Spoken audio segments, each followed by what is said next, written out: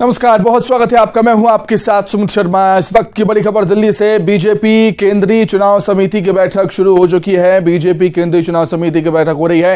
विधानसभा चुनाव की रणनीति पर बीजेपी मंथन कर रही है। इस बैठक में मध्य प्रदेश और छत्तीसगढ़ की चुनावी रणनीति पर चर्चा हो रही है। पीएम मोदी भी इस बैठक में शामिल हो रहे हैं। अमित शाह भी इस बैठक में मौजूद रहेंगे। उम्मीदवारों के नामों पर मंथन होगा।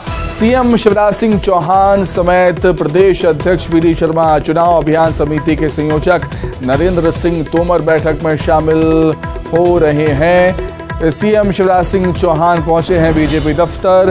कैलाश विजयवर्गीय भी बीजेपी ऑफिस पहुंच चुके हैं।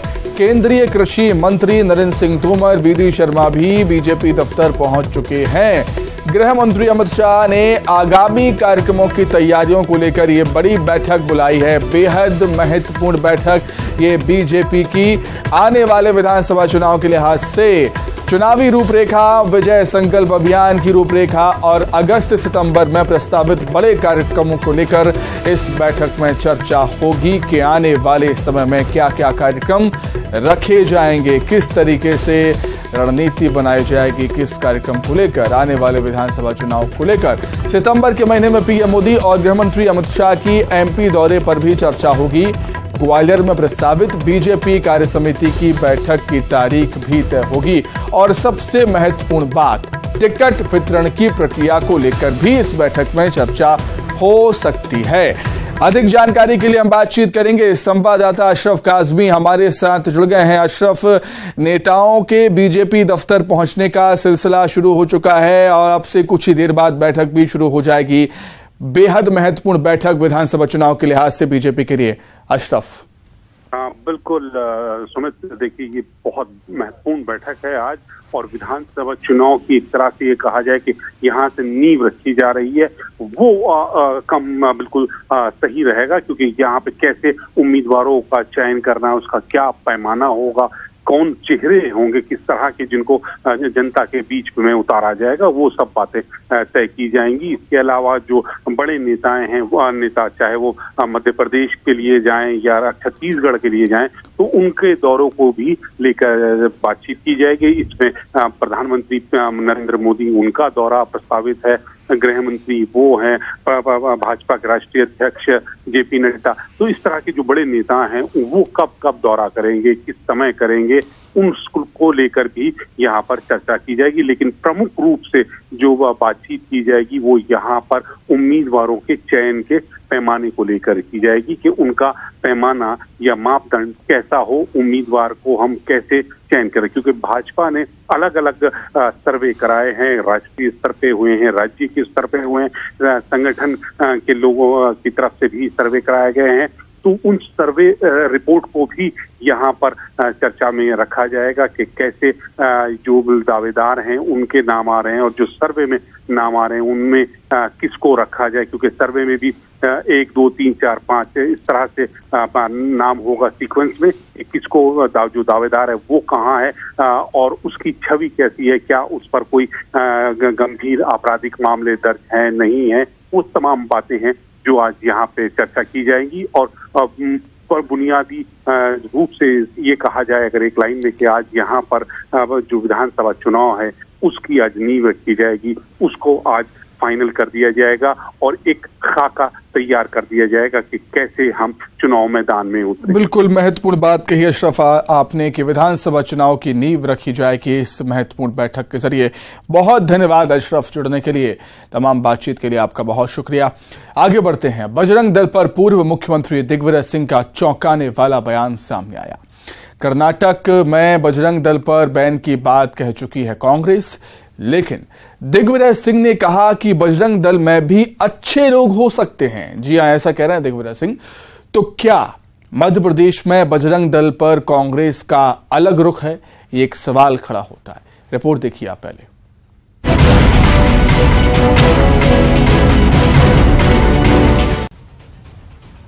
कर्नाटक में बजरंग दल पर बैन की बात करने वाली कांग्रेस ने मध्य प्रदेश में इससे किनारा कर दिया। पूर्व मुख्यमंत्री दिग्विजय सिंह का ये बयान सुना आपने। बीजेपी और इससे जुड़े संगठनों पर तीखे हमले बोलने वाले दिग्विजय सिंह के सुर बजरंग दल पर बदले नजर आ रहे हैं। दिग्विजय सिंह का ये बयान बजरंग दल पर कांग्रेस की राय से बिल्कुल अलग है। एमपी में अगर कांग्रेस की सरकार बनी तो क्या बजरंग दल पर बैन लगाया जाएगा? दिग्विजय सिंह ने इसका चौंकाने वाला जवाब देते हुए कहा कि बजरंग दल में भी अच्छे लोग हो सकते हैं, एमपी में बजरंग दल पर बैन नहीं किया जाएगा। हालांकि उन्होंने कहा कि जो गुंडा तत्व हैं उन्हें किसी भी हालत में नहीं छोड़ा जाएगा। बैन नहीं करेंगे, लेकिन बजरंग दल में कुछ अच्छे लोग भी हो सकते हैं, लेकिन जो गुंडा तत्व है, जो दंगा फसाद कराता है, ऐसे किसी भी व्यक्ति को नहीं छोड़ा जाएगा। कांग्रेस की बजरंग दल पर जो भी राय हो, लेकिन दिग्विजय सिंह थोड़े कंफ्यूज नजर आ रहे हैं। एक तरफ ये मान रहे हैं कि बजरंग दल में भी अच्छे लोग हो सकते हैं, लेकिन साथ ही बजरंग दल को गुंडों का दल भी बता रहे हैं। बजरंग दल पर दिग्विजय सिंह के इस बयान पर बीजेपी ने पलटवार किया। बीजेपी के विधायक रामेश्वर शर्मा ने कांग्रेस पर हमला बोला। दिग्विजय सिंह जी, न आपकी, न दिल्ली में आपकी सोनिया गांधी की, न राहुल गांधी की, न मध्य प्रदेश में कमलनाथ की, किसी की सरकार नहीं आने वाली। और बजरंग दल ना आपसे हाथ जोड़कर ये कहने गया है कि हम पर प्रतिबंध मत लगाइए महाराज।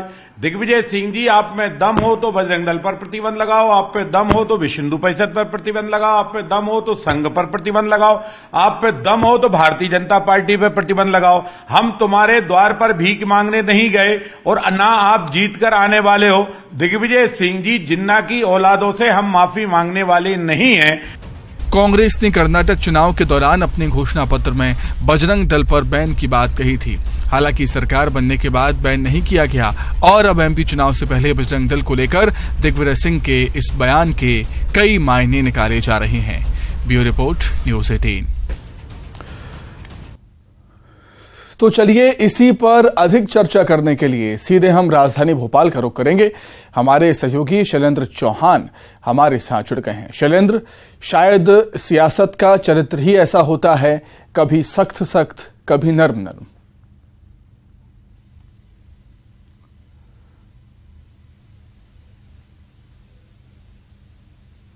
और बजरंग दल पर बैन नहीं लगाने की बात कही, क्योंकि कर्नाटक में एक बड़ा चुनावी मुद्दा बन चुका था और यह बात आई।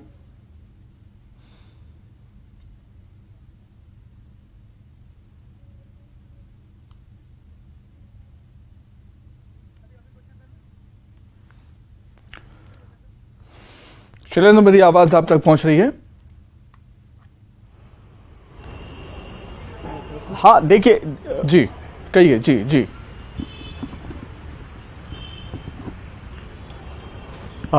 दिग्विजय सिंह ने आज जो भोपाल में बयान दिया है, उन्होंने ये इस बात को उठाया है कि बजरंग दल पर किसी भी तरह का बैन नहीं लगाया जाएगा और हमारी सरकार आती है तो हम कार्रवाई तो करेंगे दोषियों पर, लेकिन बजरंग दल पर बैन नहीं लगाने वाली बात पर जोर दिया। क्योंकि कर्नाटक चुनाव में ये बात उठी थी, उस समय बजरंग दल पर बैन लगाने की जब बात आई थी तो उसका काफी विरोध हुआ था और कहीं ना कहीं भाजपा को इससे एक फायदा होता भी देखा गया था कि बजरंग दल वहां पर सड़कों पर एकजुट हो गया था। तो मध्य प्रदेश में चुनाव के समय दिग्विजय सिंह ऐसी या कांग्रेस कोई ऐसी गलती नहीं करना चाहती है जिससे कि हिंदू वोट एकजुट हो। बिल्कुल बिल्कुल शैलेंद्र, जिस तरीके से हमने देखा कर्नाटक विधानसभा चुनाव में तो कांग्रेस ने बजरंग दल पर बैन की बात ही कर दी थी पूरी तरीके से, लेकिन यानी वो बात अलग है। अब जब हम मध्य प्रदेश की बात करते हैं तो मध्य प्रदेश में पूर्व सीएम दिग्विजय सिंह राजनीति के चाणक्य कहे जाते हैं, मंचे हुए राजनेता हैं, सीएम भी रह चुके हैं वो मध्य प्रदेश के, और सर्वे भी वो कर चुके हैं 60 सीटों का, 66 सीटों का। शायद परिस्थितियों को भांपते हुए दिग्विजय सिंह ने ऐसा बयान दिया है, क्योंकि वो जो भी कहते हैं काफी सोच समझ कर ही कहते हैं। शैलेंद्र जी, देखिए बिल्कुल दिग्विजय सिंह ने बिल्कुल सोच समझकर बयान दिया, लेकिन अब भाजपा में यहाँ पर राजनीति गरमाने लगी है और हमारे साथ अभी बजरंग दल के कभी संयोजक रहे हैं और विधायक रामेश्वर शर्मा खुद मौजूद है, तो हम उनसे ही जानते हैं दिग्विजय सिंह के बयान के बाद भाजपा के सभी बड़े नेता आक्रामक मूड में है और बजरंग दल को लेकर उन्होंने लगातार बात कही है कि बजरंग दल पर दिग्विजय सिंह होते कौन है प्रतिबंध लगाने की या नहीं लगाने की बात कहने। आइए हम रामेश्वर शर्मा से ही जानते हैं कि दिग्विजय सिंह के बयान को लेकर भाजपा की क्या रुख है। देखिए, दिग्विजय सिंह जी जो बोल रहे हैं उसका कोई महत्व तो है नहीं है। दिग्विजय सिंह सूत न कर पाओ जुलाओ में लट्ठम लट्ठा। दिग्विजय सिंह जी दिन में ख्वाब देख रहे हैं कि उनकी सरकार आ जाएगी। अरे दिग्विजय सिंह जी भूल जाओ, अब मध्य प्रदेश में आपकी सरकार नहीं आने वाली, अब देश में आपकी सरकार नहीं आने वाली। ये सब हिंदू जानते हैं कि ये वही दिग्विजय सिंह महापुरुष हैं जो आतंकवादियों को जी लगाते हैं। ये वही दिग्विजय सिंह महापुरुष हैं जो भगवान के बजरंगबली के सिंदूर को या केसरिया कपड़ों को पहनने वालों को आतंकवादी कह देते हैं। ये वही महापुरुष हैं योग करने वालों को जो है कहते हैं योग मत करो। ये दिग्विजय सिंह जी आपकी कथनी करनी के अंतर हिंदुस्तान का हिंदू जानता है। आप वही महापुरुष हैं। आपके जो श्रीमान गुरुजी हैं वो जाकिर नाइक, उनसे आप सलाह मशवरा लेते हो। आप पाकिस्तानियों के साथ संवाद ठीक रखते हो। जिन्ना में और आप में कोई फर्क नहीं है। अब तो आपको लग गया है कि हिंदुस्तान का हिंदू जग गया है। हिंदुस्तान का हिंदू अब किसी भी तरीके से कांग्रेस के बहकावे में फुसलाने में नहीं आ रहा है। कांग्रेस की बात सुनने के लिए तैयार नहीं है। तो आप लंबे लंबे त्रिपुंड लगाने लगे हो, मंदिर जाने का ढोंग रचने लगे हो। अब आप कहने लगे हम बजरंग दल पर प्रतिबंध नहीं लगाएंगे। बजरंग दल का कौन आदमी गया था आपसे आवेदन करने, भैया हम पे प्रतिबंध नहीं मत लगाना। अरे तुम्हारी हैसियत क्या जो हम पर प्रतिबंध लगाओगे? क्यों लगाओगे प्रतिबंध? हिंदू की बात करने पर प्रतिबंध क्या? हम तुम्हारी गोली खाने के लिए तैयार है। हम रामलला के लिए गए थे, तब गोलियां चलाई मुलायम ने, तब गोलियां चलाई आपकी सरकार ने, तब आपके नरसिम्हा राव ने हम पर प्रतिबंध लगाया, अर्जुन सिंह जी ने प्रतिबंध लगाया। मध्य प्रदेश में आप सरकार में थे, आपने हम पर प्रतिबंध लगाया। तो क्या फर्क पड़ा हम पर? क्या फर्क पड़ा? अरे आज राम का मंदिर बन रहा है, हम गर्व के साथ कह तो सकते हैं। आपने तो राम का मंदिर नहीं बनवाया। अगर है कांग्रेस में, कहते कांग्रेसी अगर हिंदू के काम करने लगे हैं तो ज्ञान व्यापी के बारे में आपके विचार प्रकट करिए। क्या कहना चाहते हैं आप ज्ञान व्यापी के बारे में? ज्ञान व्यापी का सर्वे है, इसके लिए जरा ताली बजाकर स्वागत करिए और मथुरा के सर्वे के लिए भी आवेदन लगाइए। क्योंकि अब आप तो हिंदू है ना, आप कह रहे हैं मेरे से अच्छा कोई हिंदू नहीं हो सकता, मैं भी हिंदू हूं, हिंदू ही था, ये अब आप कहने लगे तो अब आप हिंदू बन जाइए, बनिए राम। ठीक है। विधायक रामेश्वर शर्मा की बात तो आपने सुन ली। कांग्रेस का रिएक्शन भी हम जान लेते हैं। कांग्रेस से कांग्रेस नेता अजय सिंह यादव जी भी हमारे साथ जुड़ गए हैं फोन लाइन पर। अजय जी बहुत स्वागत करता हूं आपका। क्या कुछ कहेंगे अजय जी? दिग्विजय सिंह कह रहे हैं कि बजरंग दल में भी कुछ अच्छे लोग हो सकते हैं और बजरंग दल पर बैन न लगाने की बात उन्होंने कही है। तो इसलिए हम कह रहे हैं कि कभी कभी सख्त और कभी नरम रुख अपना रहे हैं दिग्विजय सिंह। देखिए, नरम और सख्त का सवाल नहीं है। कांग्रेस पार्टी कभी भी इस तरह के मुद्दों की राजनीति नहीं करती। हम जनता से जुड़े हुए मुद्दों की राजनीति करते हैं और भारतीय जनता पार्टी के नेता केवल संवेदनशील मुद्दों को हवा देकर राजनीतिक लाभ लेने की कोशिश करते हैं। भारतीय जनता पार्टी कभी भी नहीं। फिर अजय जी फिर कर्नाटक में क्या था जो बजरंग दल पर बैन की बात कही गई थी वहां पर? देखिए प्रत्येक राज्य के अलग अलग हालात होते हैं, उस राज्य की क्या गतिविधियां हैं, कानून व्यवस्था इसीलिए राज्य का मुद्दा माना जाता है। तो कर्नाटक में हो सकता है क्या हालात हैं, मध्य प्रदेश में दिग्विजय सिंह जी स्वयं मुख्यमंत्री रहे, उनके 10 साल के कार्यकाल में भी बैन नहीं लगाया गया कभी भी। इसलिए इस तरह की बातों का कोई मतलब नहीं है। भाजपा के नेता क्यों प्रमाण पत्र बांटने निकल जाते हैं, ठेकेदारी करते हैं धर्म के नाम पे, जनता के मुद्दों पे बात करने से भागते हैं। महिला अत्याचार, आदिवासी अत्याचार, दलित अत्याचार कुछ नहीं दिखते हैं, ना बेरोजगारी दिखती है, ना गरीबी दिखती है।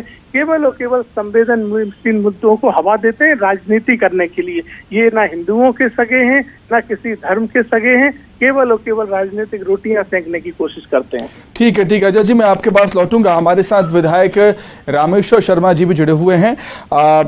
शैलेंद्र, अजय जी कह रहे हैं कि बस राजनीतिक रोटियां सेकने की कोशिश है बीजेपी की इन धार्मिक मुद्दों के जरिए। रामेश्वर शर्मा जी का क्या कुछ कहना है इस पर, जानिए जरा।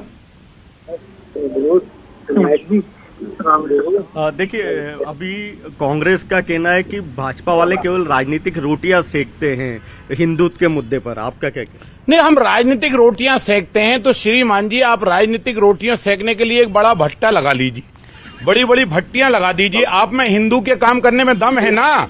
तो मैं यही तो कह रहा हूं, काशी ज्ञान व्यापी के बारे में आपका क्या मत है? कहिए कि काशी ज्ञान व्यापी हिंदुओं को सौंप दो, आप भी करो ना।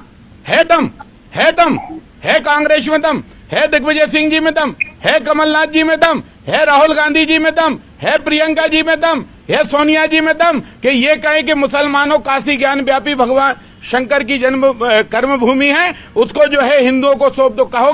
कहोगे मेरा मथुरा सवाल की? है कहोगे? जी, देखो आप, जी, आप जी, जी। देखो, जब आपको लगने लगा कि 2014 से जो हिंदू जगा है, गर्जा है, वो हिंदू अब आपके बस में आने वाला नहीं है, वो हिंदू आपके बहकावे में नहीं आने वाला है। अजय जी से एक सवाल लेते हैं। जी अजय जी, क्या कुछ कहना है? अजय जी, जी पर आपके अजय किसी जी, भी सहानुभूति की बजरंग दल को, रामेश्वर जी, मेरा हमसे स्पष्ट सवाल है, ये संवेदनशील विषय आज भी सुप्रीम कोर्ट की निगरानी में और न्यायालय के निर्देश पे काम हो रहे हैं। आपकी सरकार ने इस दिशा में कोई कदम नहीं उठाए। जिस तरह की बातें आप कर रहे हैं, आपकी सरकार सौंप देती किसी एक धर्म को, लेकिन नहीं सौंप सकते हैं, क्योंकि देश चलता है कानून से, संविधान से। आप केवल इन मुद्दों पर राजनीति कर सकते हैं। आज ज्ञान वापी पे जो भी हो रहा है केवल और केवल न्यायालय के निर्देश में हो रहा है।